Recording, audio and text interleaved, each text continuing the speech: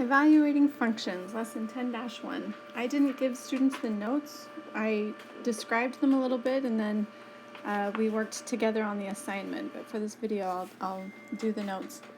It says equations that represent functions are often written in function notation. The equation y equals 4x minus 1 is changed to function notation simply by replacing the y with 4x minus 1. This is read as f of x equals 4x minus 1. I think I said change the y to 4x minus 1. I did not mean that. I meant change the y to f of x. Sorry about that. Okay. X is the input, and excuse me, f of x is the output.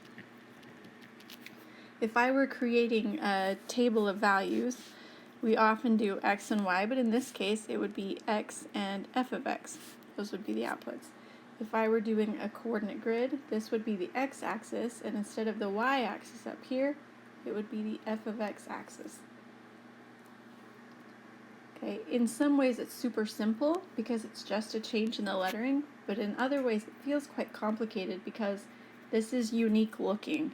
It looks like it's an operation instead of just naming an equation, which is what it's doing. So you might be thinking to yourself, well, why, if we have just a letter, y equals something, why can't we just keep that? Why would we do something different? And the answer is because sometimes this notation is super handy mathematically to get things done. For instance, in function notation, it's really easy to say this statement, where if I describe it in words, that's going to take a little while. So this is saying if f of x equals 4x minus 1, essentially we have a function called f with a variable x that equals the expression 4x minus 1. The second part says find f of negative 7. That is saying replace every x in the expression with negative 7 and say what you get. Okay, so notice all the words it took for me to say that. When this statement, that by itself says exactly all those things that I did. So it's a really concise descriptor of what we're going to do. Now let me show you how it works. Since f of x equals 4x minus 1, then f of negative 7 equals 4 times, instead of x, I'm going to put negative 7 minus 1.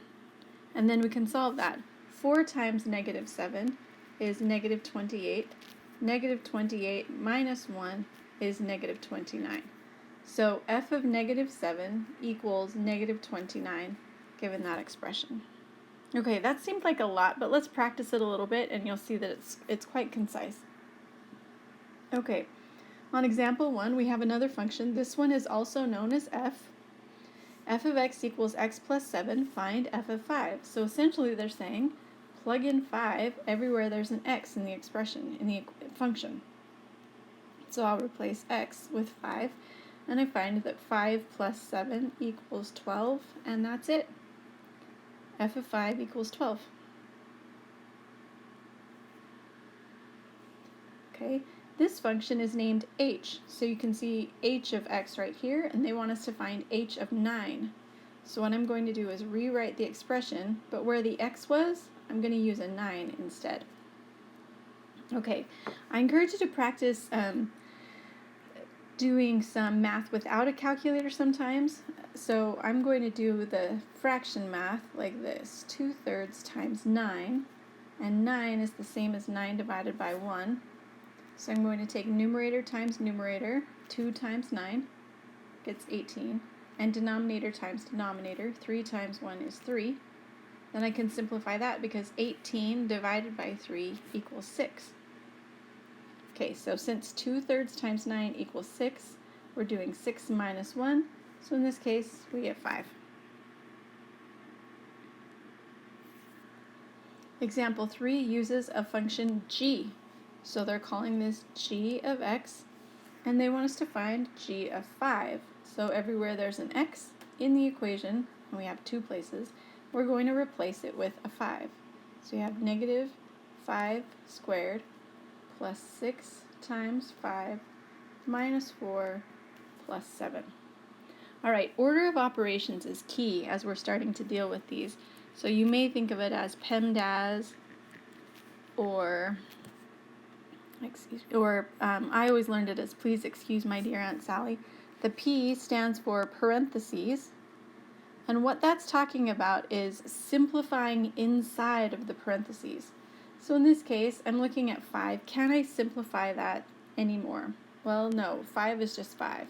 But if inside parentheses I had something like 5 plus 3, I could simplify that to be 8.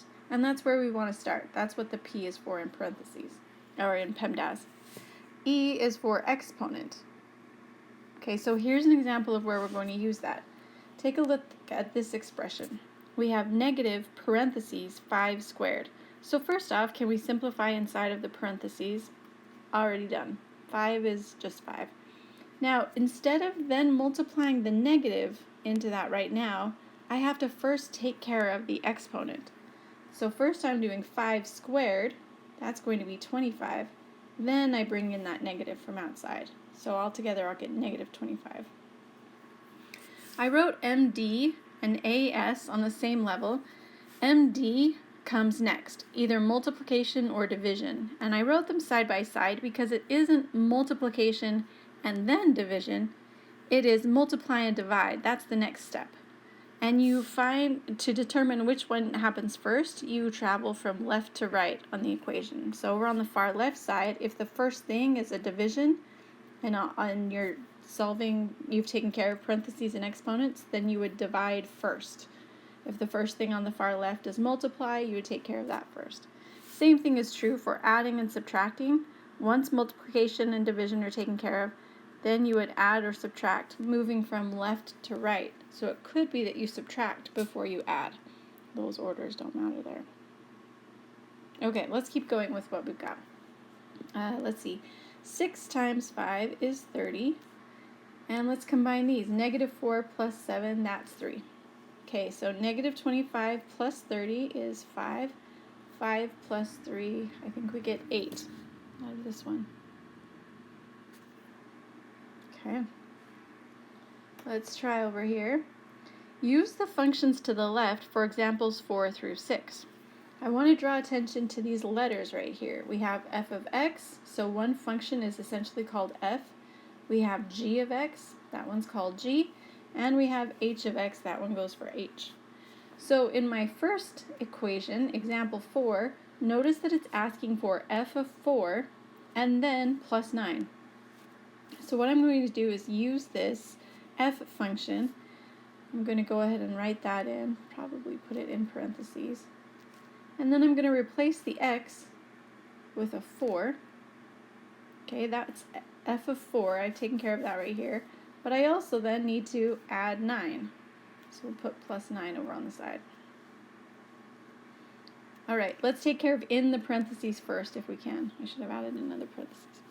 So we have 8 minus 3 times 4.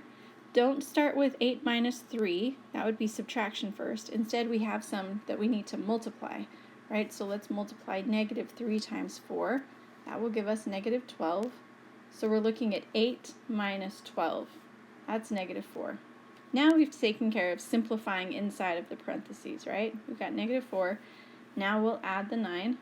So we get the answer 5.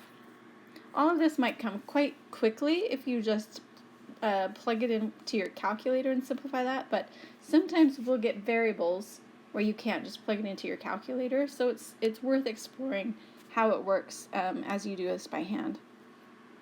Okay, example 5 uses two functions and we're multiplying by something. So you notice that it says h of 2, we're going to use the h function for that, and then it has f of negative 9, we're going to use the f function for that. Okay, so let's start by taking 3 times h of 2 is going to look like negative 5 halves times 2 minus 1. Then we're going to subtract f of negative 9. So I'm going to write 8 minus 3 times negative 9. make sure, pause here for a second if you need to, make sure that you're understanding where each expression that I'm writing over here comes from and why these pieces are going in like they are. Okay, so I've color-coded to try to help you see where they're coming from. Hopefully that will help.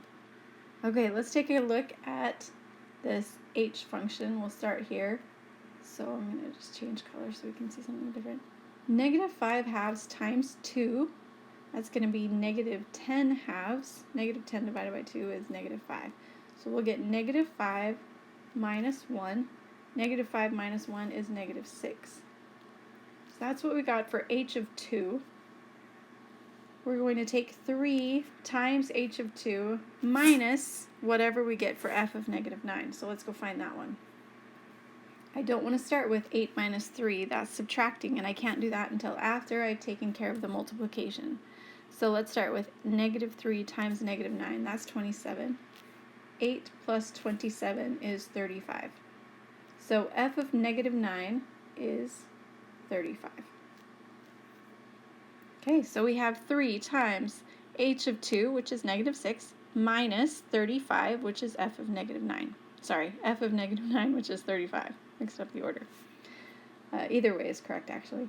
3 times negative 6 is negative 18, minus 35. So negative 18 minus 35, let's see. 10 with that would be 45. 8 more, that'd be 53. So we've got negative 53 for that one. Okay, this one's going to make me go back and forth a little bit. If f of x equals negative 13, find x. Okay, now over here they told us that f of x equals 8 minus 3x. So we have two things. F of x equals 8 minus 3x, but f of x also equals negative 13. Or they're saying if that's true, if it equals negative 13, find x. Well, we have two identical things. We've got f of x equals negative 13, f of x equals negative 8 3x. If both of these things equal f of x, then they both have to equal each other, right? So 8 minus 3x, not only does it equal f of x, it also equals negative 13 because negative 13 equals f of x. I'm saying a lot of words here, which isn't super helpful probably, but what you need to understand is that those are perfect matches, and if they both equal these, that means those equal each other as well. Okay, so pause and think about that for a minute if you need to. To solve for x, we're going to subtract 8 from both sides, so we get negative 3x equals, let's see, 11, negative 21, and then we'll divide both sides by negative 3, and we find that x equals 7. We could check that. We could replace the x right there with 7 and see if it really does equal negative 13. Let's try that. Changing color again. We'll have 8 minus 3 times 7. We'll start here. Negative 3 times 7 is negative 21.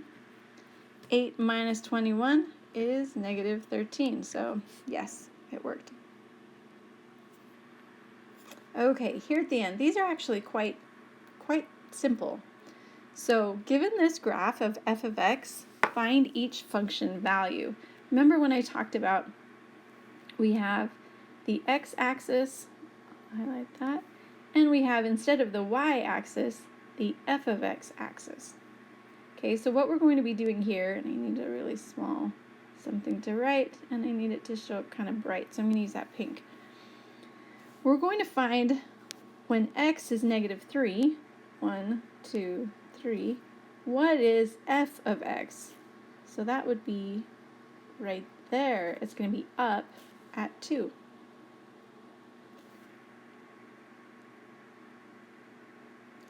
When f is 0, right here, where's the function? 1, 2, 3, 4. It's up there at 5. When f is 1, or x is 1, excuse me, then f of x is 2.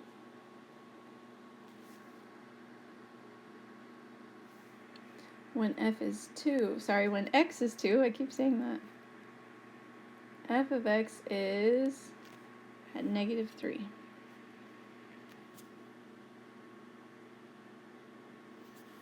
Okay, let's try this out on this one. All right, this is another f of x function. This looks like a sine or cosine function. So we're going to have, should I keep the same colors? We'll have f of x be green and the x-axis be yellow. Yep, that's what I did. And we'll keep working with the pink because it showed up pretty well. We'll go left to right. So when x is negative 4, 1, 2, 3, 4, then where is the function? It's up at 2. I recommend that you pause here for a second, try out these problems, and see if you end up with the same answers as me. It's a good way to check and make sure that you're on the right track. So here's 0. When x is 0, f of x is also at 0. That won't always happen, but it did in this case. When x is 2, f of x is negative 2. When f is 5, 1, 2, 3, 4, 5, f of x is down there at negative 1. All right, let me glance at the assignment. Just make sure that we've covered everything that we needed to in order for you to have success. Yep, I think we're there. All right, so give this a try.